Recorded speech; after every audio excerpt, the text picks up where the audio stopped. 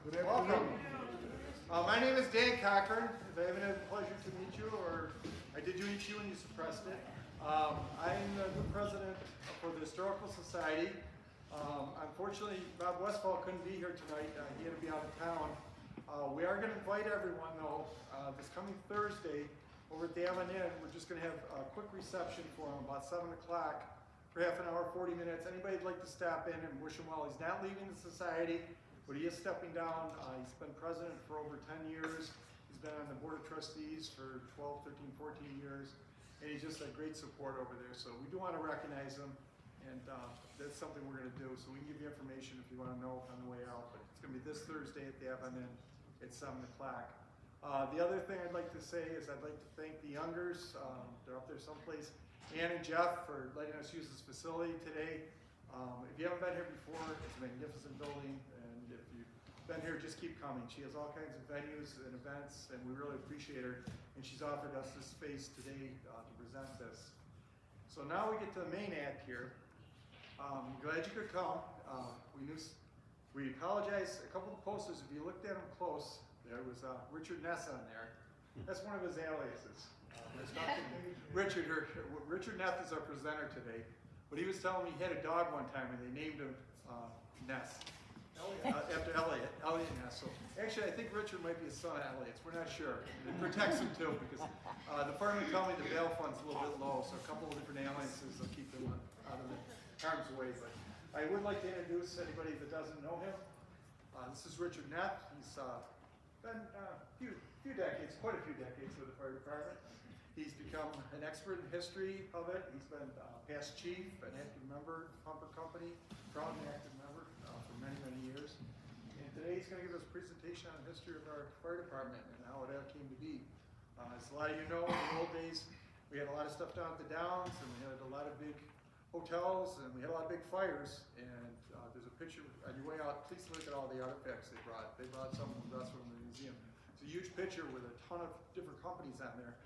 They kind of decided after a while the little thing with everybody with a bucket at home didn't work because like the big fire they had for the hotel that was like halfway down this block, when that burned back in 1876, all they had to do was a bucket brigade, and you're not going to put a fire that out. So he'll get into history. I'm not going to stop on that. And then he will give you a mystery. He's going to tell us about Bring Back the Fox. So I'm going to give him a little teaser.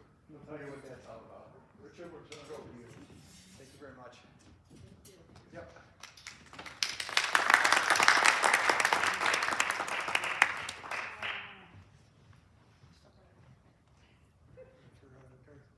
Not very tech savvy here.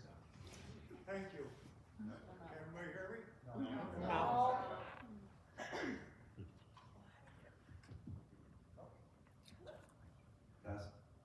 you go. I wasn't sure what to think when Dan asked me to do this You presentation. gotta put it closer. He's going to turn it up, I think. Yeah, we're going to turn it up. Just wait a second.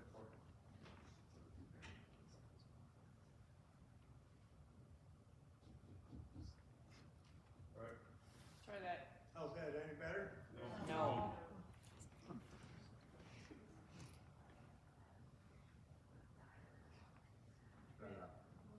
How's that? Yeah. I wasn't sure what to think when Dan asked me to do this presentation. I didn't know if he thought I'd been around for the entire history of the fire department. Can you read it? But I've been around it for 1/3 of it. And actually, we have a member of our department that this year has been around for half of it.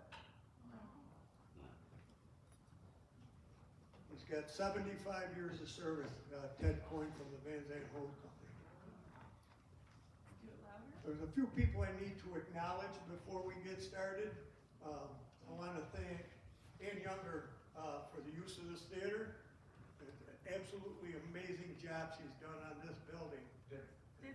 Just hold a little bit closer. And even though Joe Agnell would be proud of what she's done here. I'd also like to thank the Preservation Society for all the work that they do. They're currently working on a project that we're going to touch on later with the fire department. I'd also like to recognize Carrie. She's put this entire slide program together for us today. We have 8 firefighters here to help bring over some displays and set them up. And amongst those 8 firefighters, they have 271 years of service to this village in the fire department alone. I think that deserves a little bit of applause. Our firefighters. Okay, to get started, Alan Brunacini Hold it. was a retired battalion chief from the City of New York Fire Department. And he always said it best that there were 2 things that firefighters did not like. One of them was the way things are, and the other was change.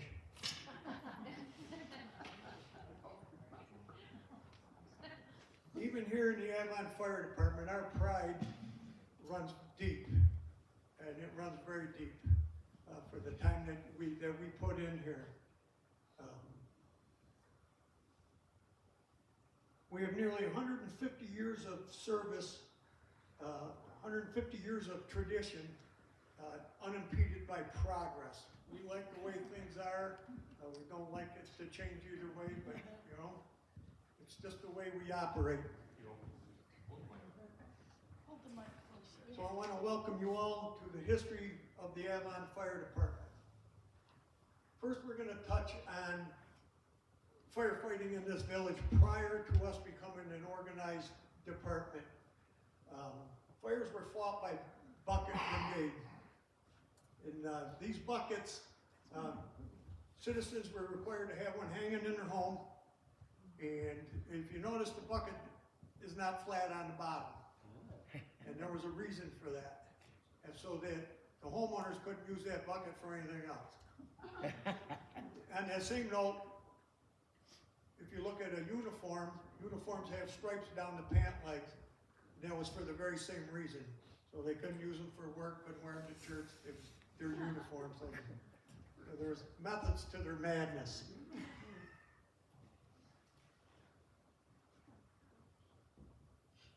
The water sources that they had then, we had no established water system in this village until 1876. So water was, you got it for wherever you could get it from. Cisterns, obviously we could have got it out of the river, but that's a long walk with pail of water in your hand. When they had the hotel fires, you stop and think about this United States hotel that sat from the top of the hill down to this alleyway, down to South Avenue. You didn't want to be the last guy in line with a bucket of water. I mean, if you've got 2 or 3 gallons of water in a bucket, this is quite a futile attempt that you're making to put this fire out. So as Avon continued to grow as a resort town, there's built many, many hotels here to accommodate all the visitors for the mineral springs. At one point in time, there were 17 hotels in Avon of varying sizes. Many people probably remember the last one, the Livingston House was the last one that, and we're fortunate it did not burn. We tore that one down. They were all of wood construction. Wood burns, straight up wood burns at 1,200 to 1,500 degrees. How close are you going to get to that with a bucket of water? But that's all we had. So after the hotels were consumed by fire, the village realized that they needed to have an organized effort to combat the threat of fire. So after the United States Hotel burned in 1874, they started to form different fire companies throughout the village.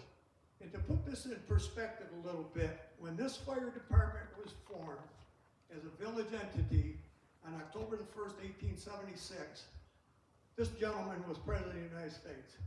It was the 18th President, Ulysses S. Grant. And at the time, there were only 38 states in the Union, only 2 west of the Rocky Mountains. That's how old we are. This year, we've been here 147 years as a total volunteer fire department.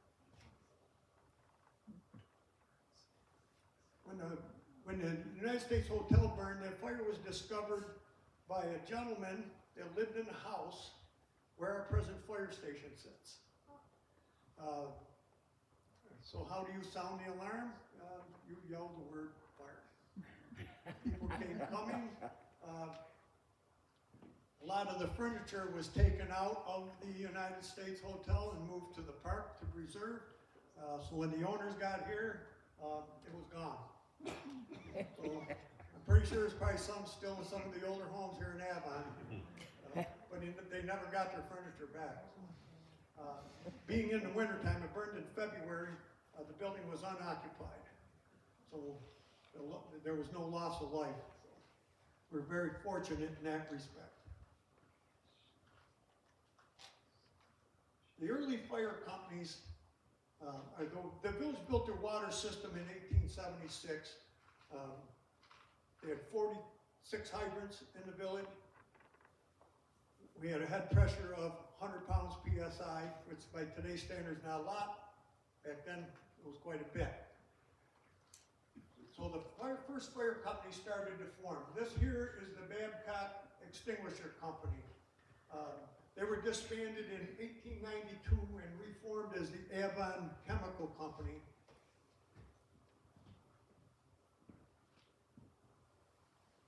This is the Avon Hook and Ladder Company. They petitioned the village of Avon and the state of New York to become a fire company. They started their paperwork in 1873, and it was approved on February 15th of 1876. And one of the books we have up here on the table is their original handwritten constitution and bylaws from that time.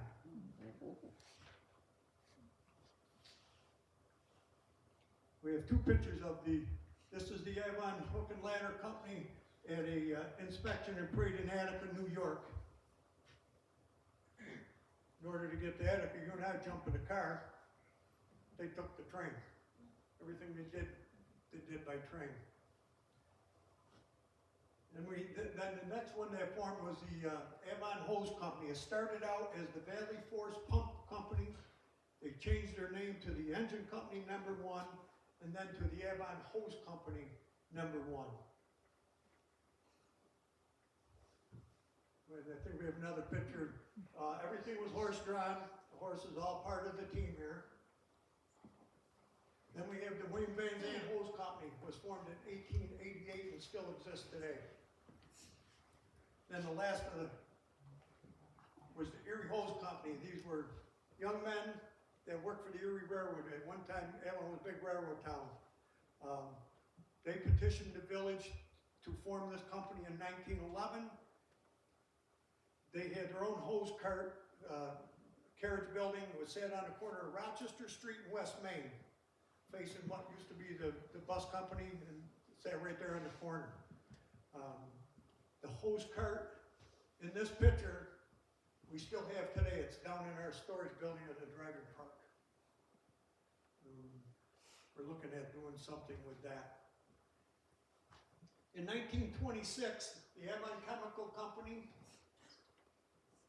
the Avon Hook and Ladder Company #1, Avon Hose Company #1, and the Erie Hose Company #1 disbanded and were reformed as the Avon Pumper Company. So today we have and the William Van Zandt Hose Company stayed as they were originally chartered in 1888. Those two companies still remain today. And as of today, the William Van Zandt Hose Company is 135 years old, and the Avon Pumper Company is 97 years old. I'd like to tell everybody that we're older than the Van Zandts, but we got married in 1926. And as a whole, the fire department is 147 years old. These last two pictures were taken on St. Patrick's Day in the past. You notice the gear we have on in this picture is what we have on today. We call it our station house gear for events like this. Yesterday we marched in the parade here in town. We did that in our turnout gear. Except for me, I drove the truck.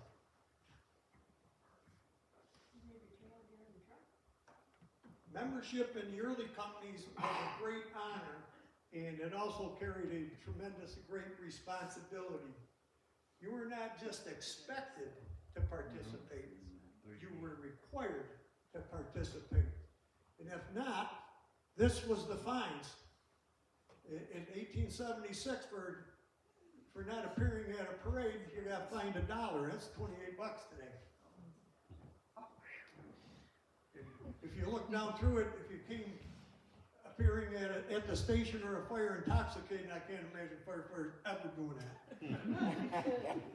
That fine was $140 today. We dropped collecting dues for $12 a year because it was too much. So you were expected to participate. They took roll call at every meeting and after every alarm, not to see who was there, but to see who was not there. Those names were entered into the minutes of your company meeting, and at the next meeting, you had to have an excuse. Only 2 excuses were accepted. You were either working, or you or someone in your family was sick. Otherwise, you paid the fine. And over a period of time, if the fines add up to $3 that you owed, then you had to answer to the company. If you missed 3 successive meetings, you were expelled. Yeah, they were very tough. You know, you were expected to do this job. That's what you signed up for, and you knew that coming into this. How often were the meetings? I'll get to that. It's just like it is today. Well, I'll get to when we do the meeting part of it. Election to membership. You filled out an application like you do for just about everything. You had to have sponsors. You did it by invitation. If we wanted you to join the fire company, we would ask you, to come be part of what we were doing. You had to have sponsors sign your application. They spoke for you when the application was presented to the company. Then what they did was, we had the blackball system. When it came time to vote, the eligible voters would take a marble out of the bottom drawer of this box. White for yes, black for no. And when we voted on your application, you would drop it in the hole on the top of that box, and it would go into the top drawer. After everybody voted, we'd pull open the top drawer and we'd count the marbles. If there was 2 black marbles, you didn't make it. We used this system up until 1967. So we either everybody wanted you, but we don't do that anymore. Today it's done by simple majority, secret ballot. So we've kind of cut back on being, we can't do that anymore. We need people.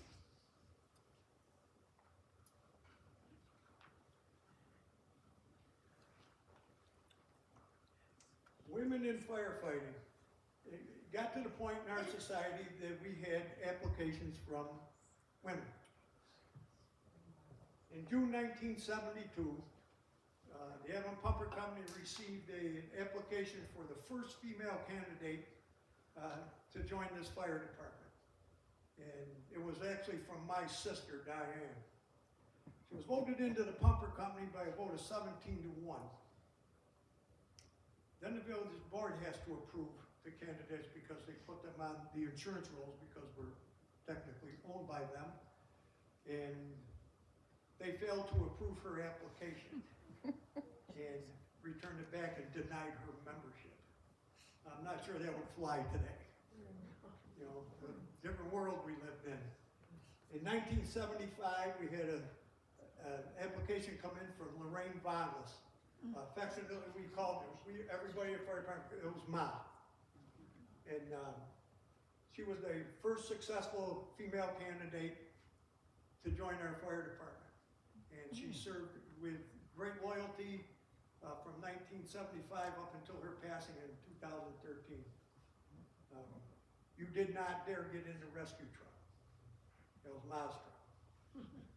And having 10 kids of her own, we weren't even a challenge to her.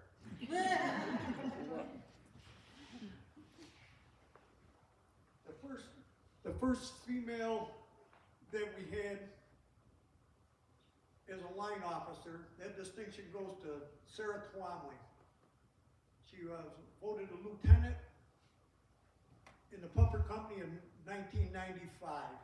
And she's a 3rd generation member of the Pumper Company following her father and her grandfather.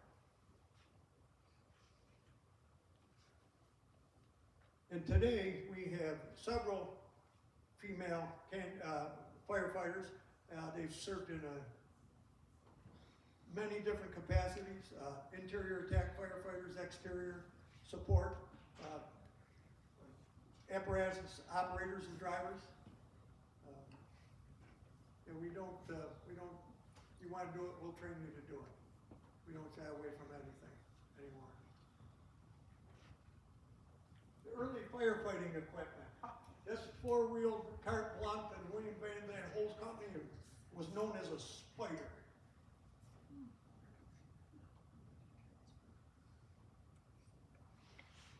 We had several two-wheel carts. This cart here is the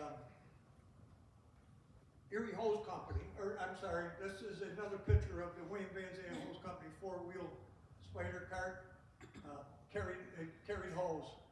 Again, this is a picture of the Erie Hose Company. We still have that cart today.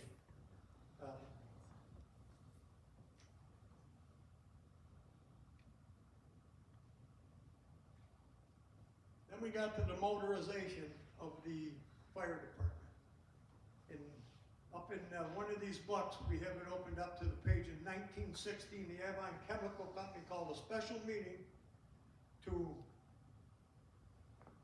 vote to buy a triple combination fire truck with a motor. And that passed. That's believed to be the first motorized piece of equipment in our department. And they pledged $100 of their own money towards the purchase of this truck. $100 in 1916 is a lot of money today. In 1921, the Avon Hose Company voted to buy a Model T, a pumper on a Model T chassis, cost not to exceed $1,025. But if you convert that to today's dollars, none of this stuff was cheap. We're going to get into some cost comparisons to the equipment that we've had up through the years, what it would cost today. We don't really have a whole lot of control over the cost of it. It is what it is, you know.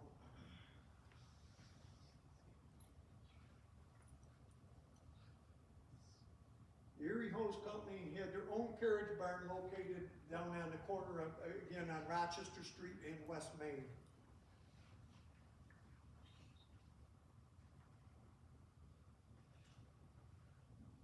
Those are my notes here.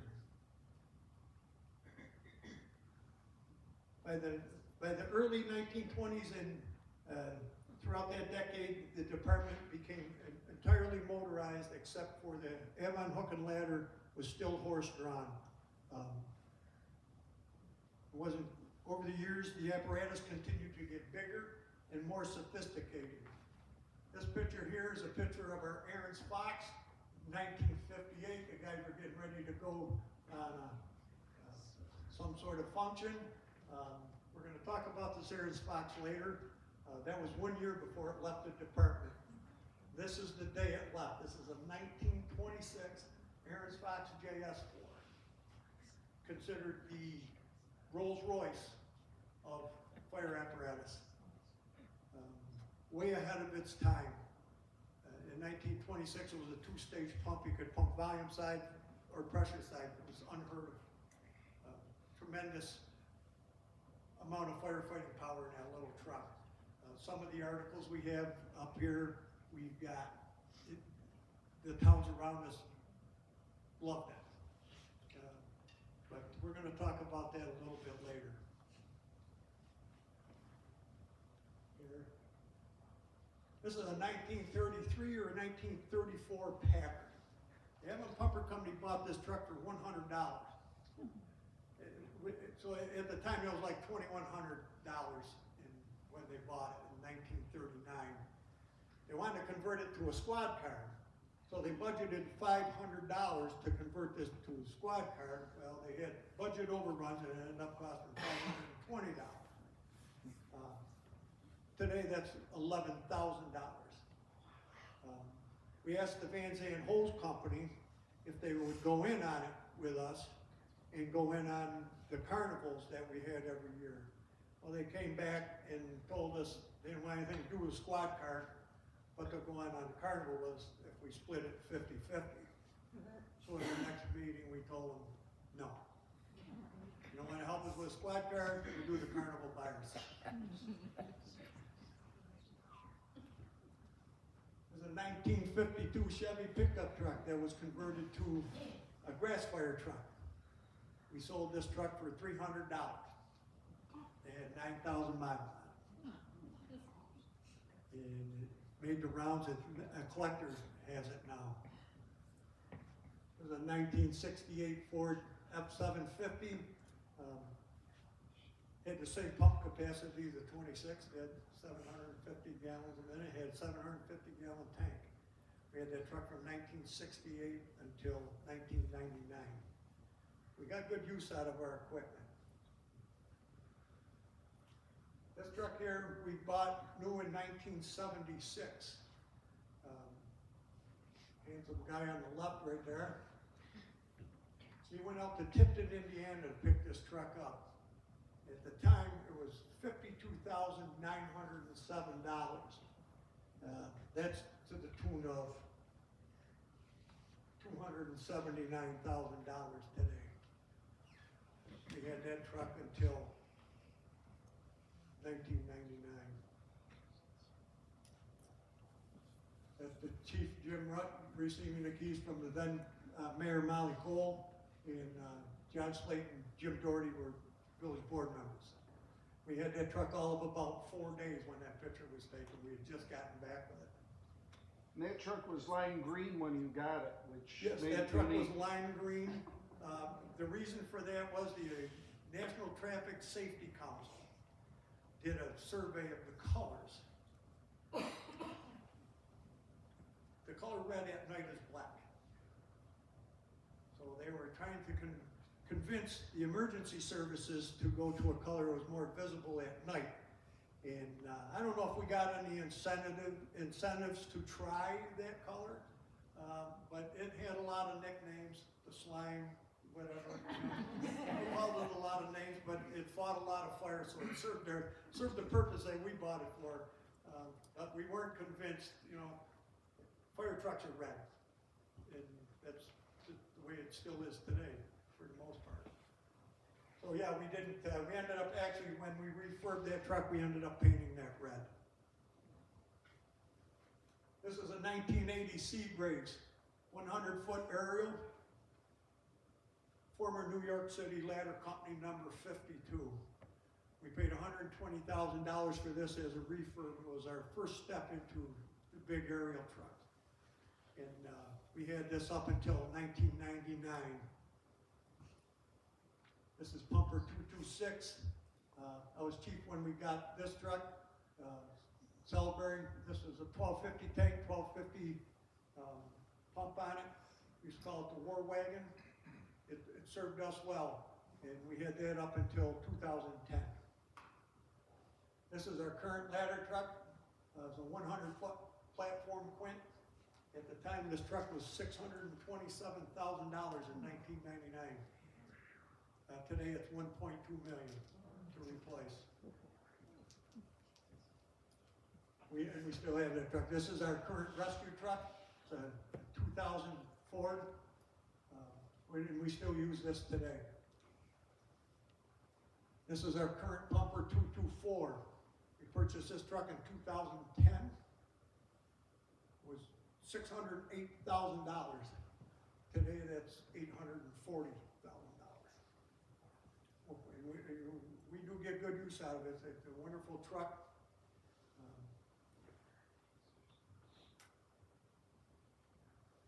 That's where we are today with our equipment. When we used to receive alarms, the village, prior to organization, the call for fire was by word of mouth, by yelling the word fire like we've discussed. This fire bell was forged in 1878 in Troy, New York. And it's actually a pretty good sized bell. It's over in front of our fire station. We purchased that bell for the outrageous price of $40. We had, most of these prices I give you, I get out of our minutes in So they're pretty accurate, yeah. Avon Ladder Company foot the bill for this, for $40. In 1897, it was mounted on top of the fire station that was across the street from this building here. And when an alarm came in, the village had broken the village down into 4 wards, and we're gonna have a geography lesson here in a minute. Broke that down into 4 wards. So it would ring out whatever ward number, then there'd be a pause, then there would be a continuous ringing of the bell to summon the firefighters. And after a little bit, then they would repeat that, so that you knew where to go with your bucket. Okay? Sometime in the 1950s, that bell was removed from the fire station and stored at the DPW, and was replaced by our electronic siren, actually the same one we still have today. It sat in the at that time, calls came in by the telephone. We had our own fire phone. There was no 911. The fire phone was in the St. George Hotel. And those people were hired to answer that phone for us. Then she would go next door and push the button to blow the fire siren. And then she would write it on the chalkboard, wherever the location of the alarm was. This chalkboard is another item we salvaged from our old fire station. This chalkboard hangs in our firehouse today. It's been there for 82 years. We don't get rid of anything.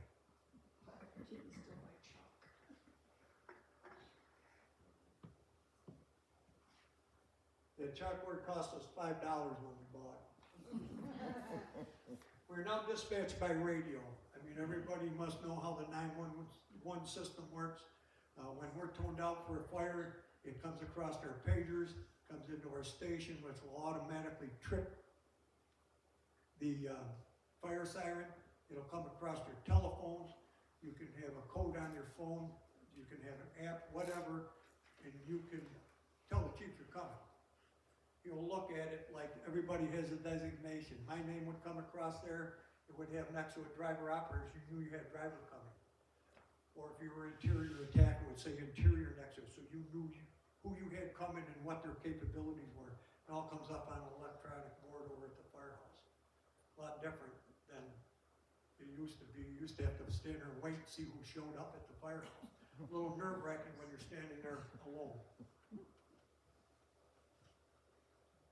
If you look at this electronic sign, we remounted the bell next to this electronic sign. To the left of the electronic sign, you'll see a keystone in the bricks. That keystone came from the facade of our old fire station. There were 5 of them on there, and we managed to rescue 1 of them. We wanted the cornerstones, but they broke when they tore the building down. We have that, the blackboard and the bell from the old fire station, and 1 brick. We have a brick in our trophy case in the ready room from the old firehouse. This was the original picture of the firehouse. The bell ended up being mounted way up on top of that tower, up on the top. If you look over the doors, you'll see the names of the fire companies. That was done in gold leaf lettering. It cost us $5 to have a lady do that at that time. You can't even say the word gold leaf for $5 today. It just, yeah, it's very, very expensive to have that done. Things are a little different then. This is a picture of all of our apparatus when it was all motorized. On the left is the chemical company. It was on a Cadillac chassis. We're very competitive. And have a Cadillac chassis, and the Avon Hose Company, theirs was on a Model T. I'm not sure who built the ladder truck in the back. We're still digging in our records to find, some of that information. That's what it all looked like when it was motorized.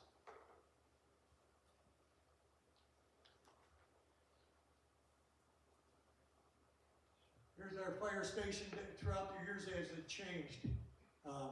Put in different doors, obviously. We used to have wooden swing out doors when we had the horses, and to be overhead doors. These doors were not electric. We didn't know nothing fancy about this firehouse at all. Nothing. The door on the left, we had a brand new truck sitting behind that door on the left. Get an alarm, guy comes in, throws the door open, jumps in the truck, doesn't see it come back, one panel down, drives out the door to our light bar, air horns, right now, off brand new fire truck. It happens. He got the crumpled up air horn at our banquet. Yeah, we keep track of all that kind of stuff. And this fire station, this is our new fire station. The old fire station was built $3,000, all it cost, in 1877.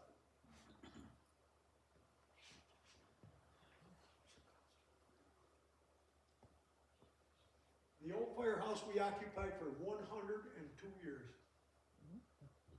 We moved out of there in 1979. The apparatus got so big it wouldn't fit. At one point in time, we had 5 fire trucks in that building. They were parked so close together, the ladder of the ladder truck went out over the hose bed of the truck that was parked in front of it.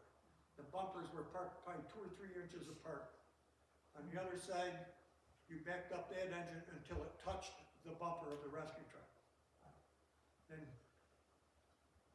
Then in the middle, between the doors, you had another pumper parked in there. So it's kind of like one of them things, you know, you open up this little tiny thing and stuff keeps coming out, you figure like they're driving it in the back doors. But that's it, and we loved it. We called it the shoebox. And in some respects, we wish we were still there today. Where was the old building? Old building was across the street, right where Community Bank sits. Sat right there facing this direction, obviously. When they asked me to do this history, I was just going to tell everybody, we used to be across the street and we moved around the corner, and that's pretty much it, you know. There was a little bit more in between. We moved into that present building in October of 1979. Notable fires and instances in the village here, and other fires that we have responded to. Here's a list of fires and dates, what the property was worth, and what some of the losses were. I mean, not a lot of these were, you know, total losses, but if you look at the United States Hotel, was worth $70,000, and the loss was $60,000. I'm not sure what we saved there. These fires were huge, very, very hot, huge threat to everything around it, all made out of wood. A couple of these hotels were located down in the driving park, on the corner of Spring Street, Linden River, that area. When I had my house down there, part of the foundation of the old Congress Hall was in my back area. And that foundation's still down there. This is the Congress Hall that sat down in the driving park. This building burned.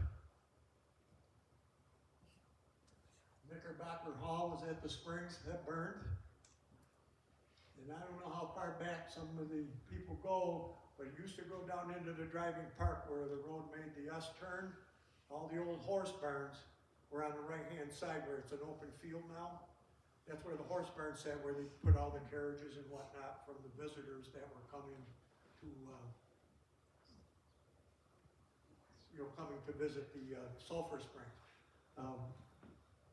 They were there up into the 80s, and we had, I think some kids helped us burn that one down. Not sure about that. This is the United States Hotel. Again, that sat on the corner, this entire block. It was huge. It was a complex of buildings. This is what spurred the formation of this organized fire department the way it is today. Some other things that we used to do, the St. George Hotel was next door. This building didn't burn, but we had a huge fire behind it. All the stables that were behind it burned at one time. We have a really nice newspaper article on that, how we stopped that fire. But that threatened a good share of the downtown community here. It was right behind the fire, where the fire station is. The Avon Inn, way back when. We had a devastating fire at the Avon Inn in 1979. nearly destroyed the building. And, we have someone here has got a movie of it, so we're working on getting that together. And maybe in the future we can do another presentation on some of the other things that we've been involved in. This is the Genesee Hotel, set on Railroad Avenue, directly across Railroad Avenue from the railroad station. This building burned down, they rebuilt it and burned down again. And, at one time, the Paquis House was down there, and that burned down, took the railroad station with it in 1875. Railroad station was rebuilt, the railroad station is the same age, you know, nearly 150 years old, that station that's there now. This is the White Horse Tavern in East Avon. This building burned in 1955. And in 1961, the elementary school up here on Clinton Street burned. Happened to be there for that, eating lunch, but it destroyed the entire front of this building. It happened the week of fire prevention. Not a single person got hurt that fire. On the top floor to the left, just below them tree branches, was Mr. Bly's 6th grade classroom. Well, the entire front of that building was gutted. Floors, everything was destroyed. Roof was gone. On the wall in his classroom was a map of the world, because it had been mounted flat to the wall, was still there. The entire room was charred black. Everything was gone but the map of the world. Air couldn't get behind it, and it survived that fire stuck to the wall.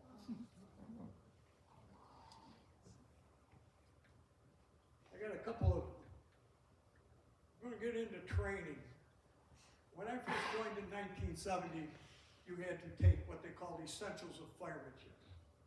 So you went over and it was kind of like, this is a ladder, this is a hose, you know, very basic. It was your introduction to what firefighting was. And the entire class was that big.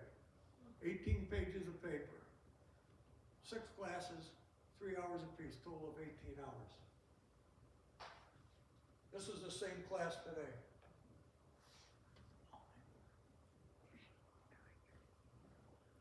It's in 2 parts.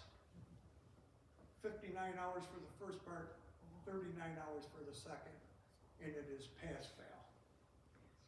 You can go through this whole class, put in all them hours, if you don't pass the practical test. A lot has changed in the last 50 years. Today, they have so many classes that you can take through the state office, OFPC, the Office of Fire Prevention and Control. And like I say, it's pass-fail, covers a multitude of subjects in the fire service. Some of the things like the officer training thing, there's classes they have to take online to be officers. None of that stuff existed 50 years ago. You wanted to be chief of the department, it was a popularity contest. We would show up with 49 pumpers, they'd show up with 50 Van Zants. The Van Zant guy got elected by 1 vote. It's just the way it worked. It was, you know, it's not like that anymore. You have to have qualifications, you have to be approved to run for these offices. The fire chief is in charge of other people's lives, and they finally realized that we have to do something, not just us, the entire fire service had to do something different. Some other notable fires that we've had, incidences we've had, 1976, we had an ice storm on March the 2nd. This department responded to 408 calls for water problems at people's houses. Now mind you, everything I'm telling you was all done by volunteers. In 1991, we had a devastating ice storm. This fire department worked 60 straight hours. We pumped 620 basements and responded to 7 structure fires in this village in 60 hours. with all volunteer help.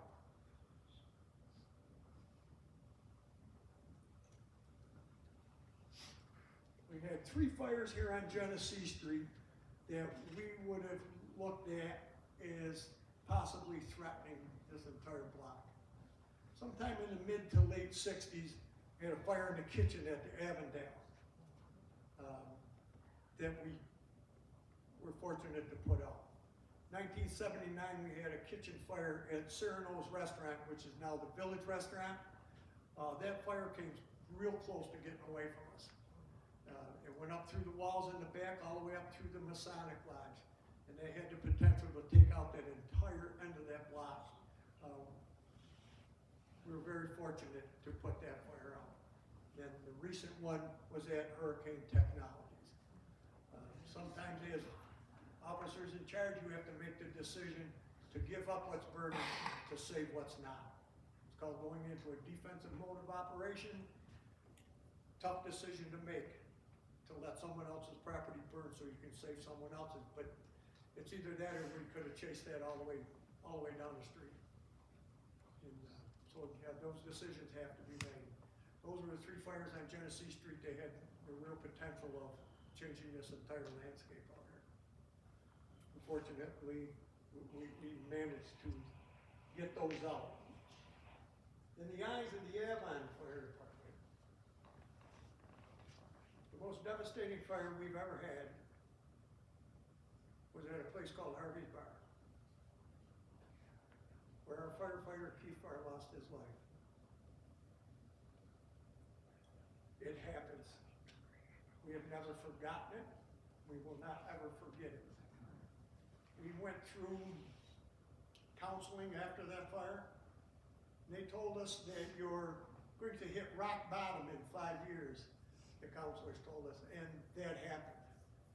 People started to reevaluate, this just isn't hanging out at the firehouse, that this is for real. You can get hurt and you can get killed doing this job. So our numbers started to dwindle. And at the end of this presentation, you're going to see a mural that's in our firehouse. If you look at our fire apparatus, there's a license plate that says Home of the Dirty Dozen.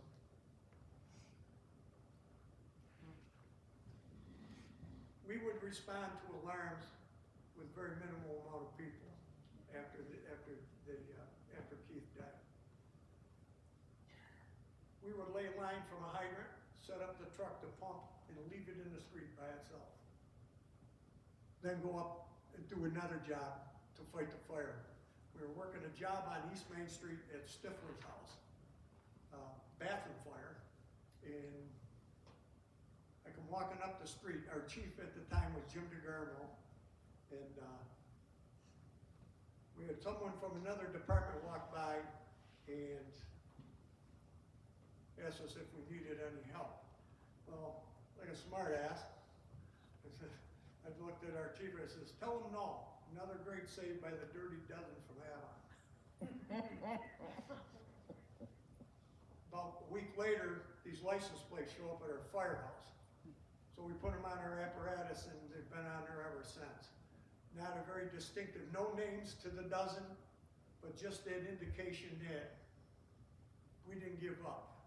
No matter what our numbers were, we didn't give up.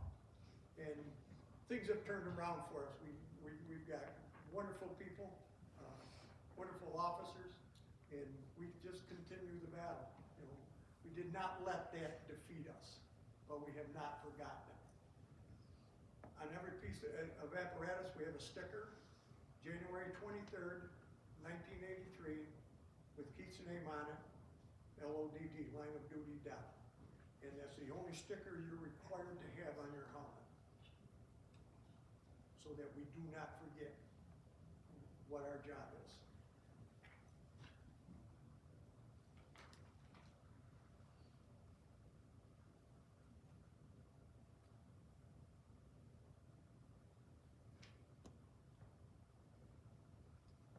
Training today, well, we've kind of covered the training with all the new stuff that the state comes out with. It's very intense.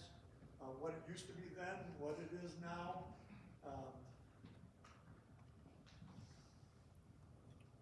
On the second Monday of each month, we have what we call truck inspection. The driver operators inspect every aspect of that truck operation right down to the wiper fluid level. We check every light, we check the pump, we check transmission, oil, you name it. The driver operators, because that's their job, go over that vehicle.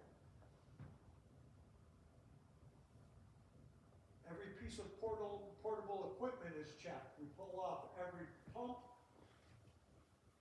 every light, every fan. We make sure everything operates. We start and check the oil and gasoline levels and anything that's operated by that. The chainsaws, everything is adjusted. We do that once every month. So if you go by there on Monday night, second Monday in a month, you're gonna see these guys outside. This is what they're doing. We do that for two reasons. One is because we're the ones that might need to use it. And you're the ones that might need it.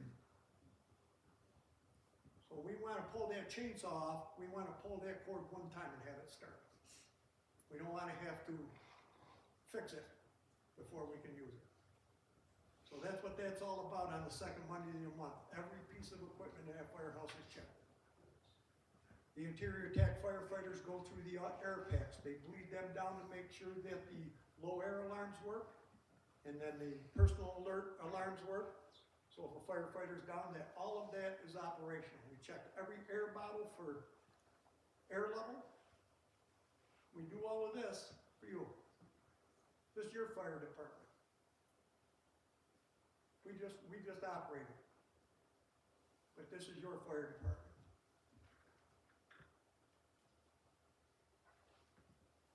The last two Mondays of each month are dedicated to in-house training in a variety of subjects. We've gone out to, we do some outside evolutions, either with a ladder truck or with the pumper. This was where the pocket park is now, before they tore that building down. We did some interior evolutions, some ladder evolutions, and that kind of stuff. We had a veteran come into our firehouse and paint this mural in one day. It's over our gear lockers.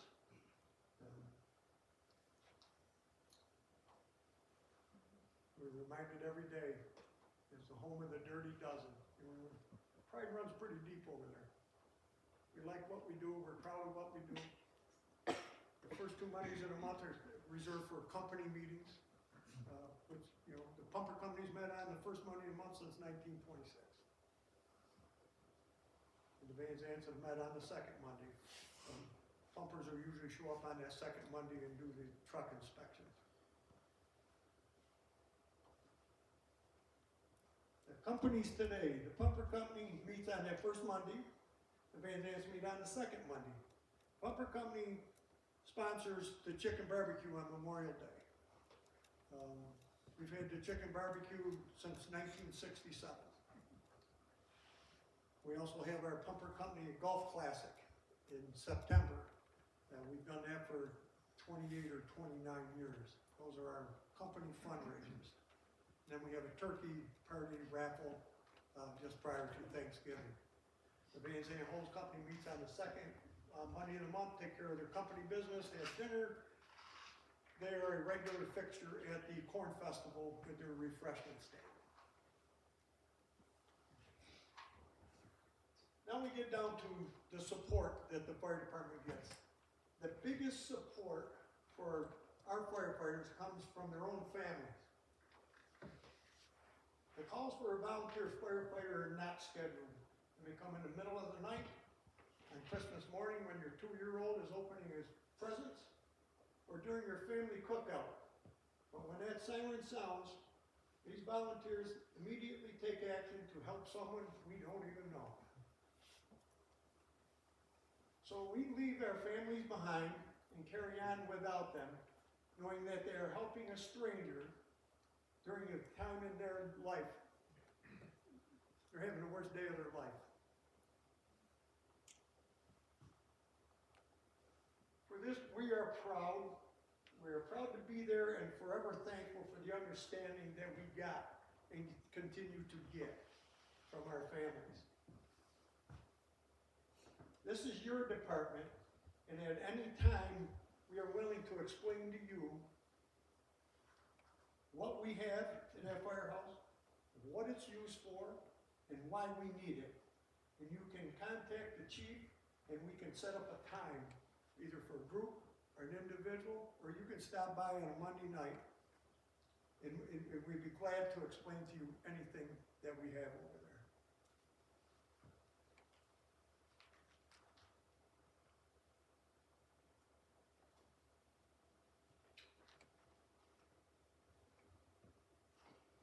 In closing, I would like to thank everybody for coming today and taking an interest in the history of the Avon Fire Department.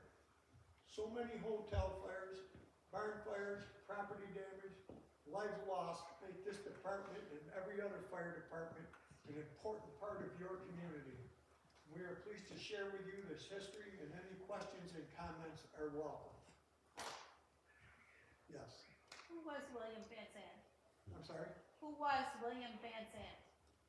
He was actually a proprietor, I believe, of the United States Hotel at one time.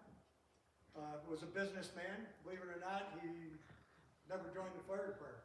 He was never a member of the Van Zandt Homes Company. Why was it named after him then? Well, they left him, I guess.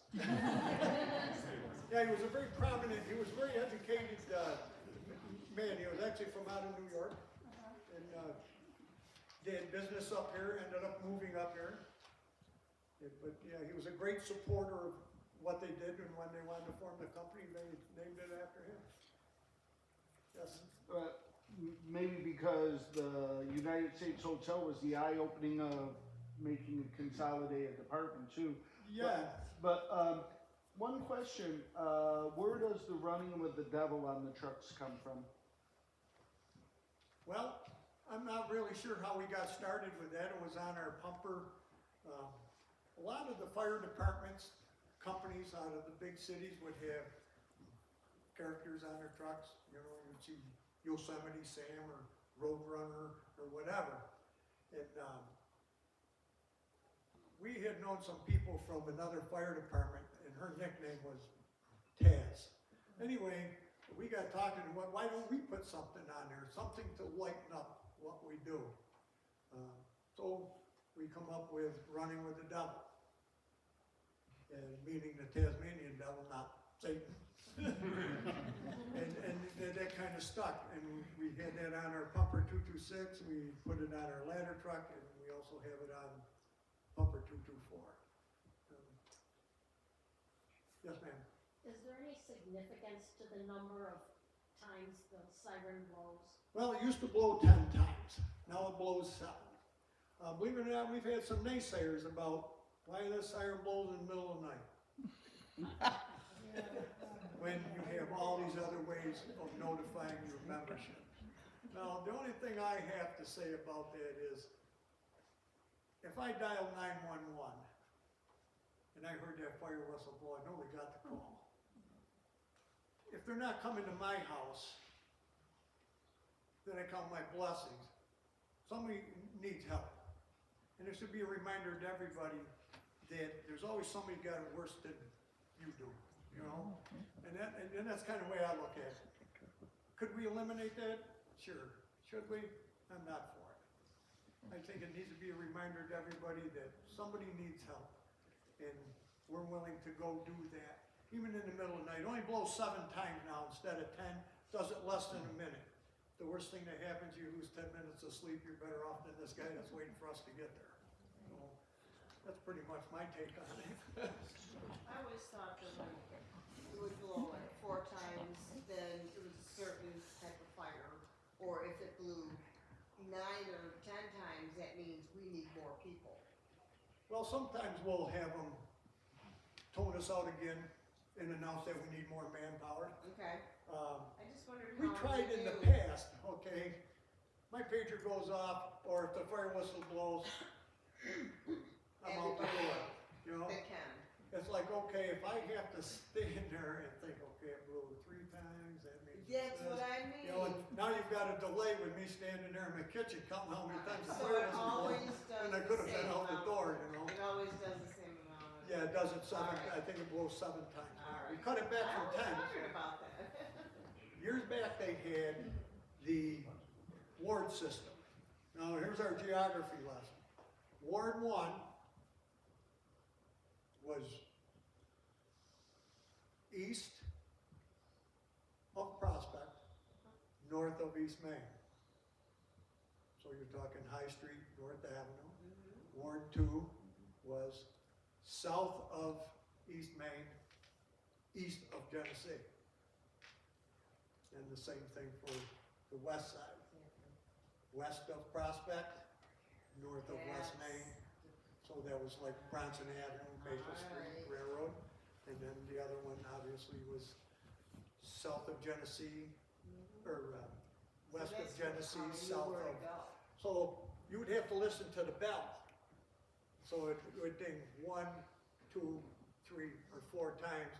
There'd be a hesitation. Then there would be the general alarm would ring for a little bit. Then they would repeat that. So you, kind of like what your original question was, you know, does it ring for different things? Then it did. You know, that bell was on top of the firehouse. The Erie Railroad had a steam whistle down there that could be heard halfway to Caledonia. So they would blow that also. This bell was specifically designed to have a different ring to it than the 20 church bells that you have in the village that rang on the hour and on the half hour. So those bells were ringing like 40 times a day. So if a fire call come in, that bell had to be different. And apparently you could pick out the difference of the bells. Me not so much, you know. Richard? But that was a great question, you know, but then we tried that even later on, if it was, you know, a mutual aid call would blow twice, you know, but, so you're standing there trying to count, if you lose count, then you gotta wait for them to What was repeat it, it. 3 or 4? So you're losing time all that time while you're waiting to count, so. Thank you. What's the highest structure in Avon? Highest structure in Avon?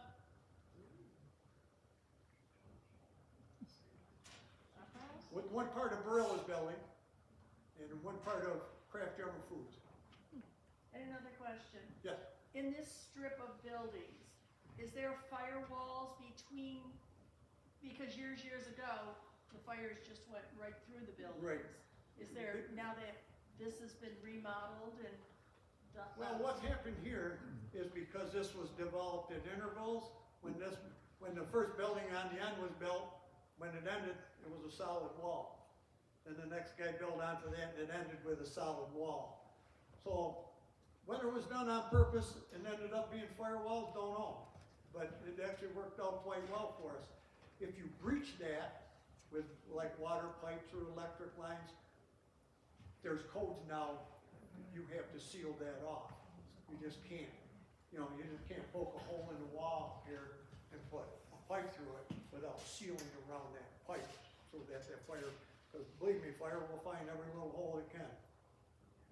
And we've been very fortunate in that respect that it was built in intervals. As you came down the street, you ended up with fire breaks in between, whether it was intentional or planned, I don't have any idea. But there's been devastating fires like that in Leroy. Victor, New York, lost all of Main Street. And we've been very fortunate in here. Geneseo had 2 of them, one on either side of the road. So, We only had one last year. huh? We only had one last year. Yeah, so we've been very fortunate that we haven't had that issue. Richard? Yes. What's the difference between the pumper company and the Van Zandt? You don't let me go there, do you? I know, and there's questions, like why do you have 2 that with company by name? I'm not really sure how we ended up with 2, but, I mean, I'll venture out there. People can hate me, I don't care. The pumper company pretty much does all the work. Okay. We are the working company. The Van Zandts will tell you themselves, on their jacket, they have a knife and a fork. It's the truth, I mean, I'm not gonna lie to you. Oh, Richard, in defense of Van Zandt, because I had 2 of my relatives that were doors that helped found that back in the day, they were very active as well. Yes, they I were mean, very it just- active. We've had some good The firefighters. thing come is out of now, I Van think a Zandt, lot of the those members companies. of Van Zant's, But, you know, they're a little bit older and, you know, it's a little bit harder to get out. exactly. I mean, that's, I mean, You they'll gotta tell you defend those yourself guys, that, you know, too. they're the knife and forkers, and that's the way it is. But, you know, public companies, we're just the blue collar kind of guys, and we just work. Yes, sir. Now, I must admit, I'm a Van Zant member, but I've always prided myself in doing what I can for my community. I was a 5-year active member of East Avon, so I got married and moved to the city, and I'm currently in the East Rochester Fire Department band. Was in Fairport when I lived there, and Rush in between. But all that aside, did the fire department actually have its own band? I knew there was an Avon Cornet band. Was that connected with the department at all? That I couldn't tell you. We have seen that in some of the minutes. I mean, we have got so much stuff to try and process these minutes from 1800, 1900. It's just incredible. They did everything by committee then. So they would appoint a committee for a particular subject. Depending on the complexity of it, we might have 5 people, might have 7 people, might have 3. A couple of the comical ones we had, the Avon Chemical Company appointed a committee of 3 people to investigate where their bottled refreshments went. Well, after their investigation, they came back to their company and they said the Hook and Ladder Company drank it all up. Then the committee's discharged. Later on, in 1903, they had a committee of 1. This is one of my favorite. A committee of 1 to get a broom and a dustpan to use in the assembly room at the fire station. So after he buys the broom and the dustpan, that committee's discharged. But they did every single thing by committee. When I was in the Fairport band, Don Fox, I don't know if you ever crossed paths with him, but he was the fire department liaison to the band. He worked for Rochester Tel, and Rochester Tel sold you the original aerial truck. Right. Yeah, and I never knew that was originally a Rochester Tel truck, but it's interesting how things can tie together, and I learned about that. If you look at these pictures of the school fire, you'll see one of those trucks that actually came up from Niagara Mohawk at the time. That's what got us thinking about an aerial. The village bought it. It was 47 feet long. We don't have pictures of all of our old apparatus. We're working on that to update some of this stuff. We used to call it the hydraulic step ladder because it wasn't very long. But that truck led to the 100-foot sea graves. The fires we used that at was part of the justification to go into the quint that we have today. The quint that we have today and an aerial truck out of Geneseo is what saved this entire block when hurricane technology occurred. So they're a very valuable piece of equipment. You think, why do you need it? You know, those are the kinds of things we'd be glad to explain to people either as a group or the firehouse or as individuals, you know, what it's used for and why we have it. I remember when I was in East Avon, that truck especially was nice for chimney fires, and it could get so close to the buildings too, because it was small. Anybody else? Yeah, sure, we teased you, just for a minute or 2, tell them about Bring Back the Fox. So you Project never we're asked. working on now, in 1926, I don't know if Carrie can go back to that picture. I can do anything. 1926, we bought a Aaron's Fox JS4 combination pumper. And these trucks are considered the Rolls Royce of fire trucks when it comes to collectors. We had this truck in service from 1926 to 1959. In this picture, Chief George Studley is symbolically passing the keys to it to Sandy Van Allen, the operator of the junkyard. The village sold that truck for $300, scrap. He had that truck for a while and he sold it to a gentleman in Brockport by the name of Scott Worthman. Scott was going to refurb that truck, or he's going to restore that truck, but he had a chance to get an older one. So he sold that truck to a place called Rothman's of Pall Mall in Toronto, Canada.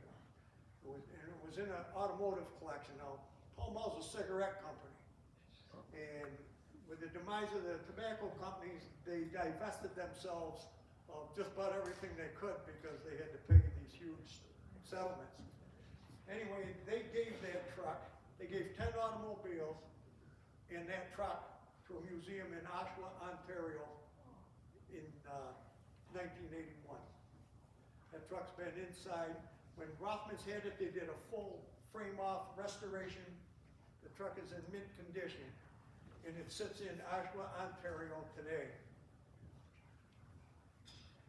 In 2026, that truck would be 100 years old, pumper company will be 100 years old, and our fire department will be 150 years old. So I sent a message to the curator to see how we could include this truck in our 150th celebration. And he goes, wait, he says, you know, we're a Canadian automotive museum. He goes, so they want to concentrate on the Canadian aspect of the automotive. This truck was built in Cincinnati, Ohio. So they've offered to sell it back to us. So we're putting together a group to try and make that happen. And they're big on the whole fact that from 1959, 64 years later, they can help us bring that back to where it started from. They want that to be part of their advertising, that they put history where history belongs. Can we do it? We don't know, but we are working hot and heavy to get the group established as a 501c3. And did you say when we get it? Yeah. Instead of Well, believe me, this community, when you see this truck, you know, you can't we're get gonna want over it. optimistic, so. But that's what the project is that we're gonna be working on. We're gonna be kicking it off. We're trying to put a couple things in place. We're gonna be kicking off that entire campaign to get this truck back. We wanna get it back here as a community truck. I mean, this community bought it originally. It was for them. We wanna use it for some educational purposes. Our goal is to have that truck in the Memorial Day Parade in 2026, under its own power. That's what our goal is. So that's the little project we got on the back burner right now. Not necessarily as a department, but connected to the department because that's where it was originally. But thank you all for coming. If anybody has any questions. Stand up for the volunteers. What if you were fire department up there? Let's congratulate them, thank them.